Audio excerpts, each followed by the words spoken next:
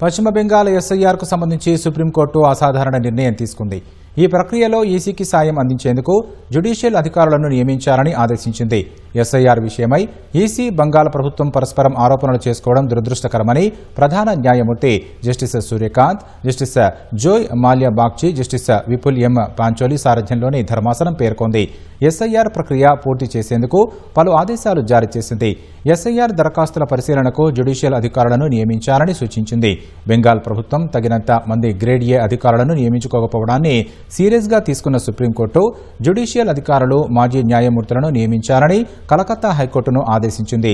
ఈ నెల 28వ తేదీ నాటికి ఓటరు జాబితా ముసాయిదాను ప్రచురించేందుకు ఈసీకి అనుమతి ఇచ్చిన సుప్రీంకోర్టు అనుబంధ ఓటరు జాబితా తర్వాత ప్రకటించాలని సూచించింది.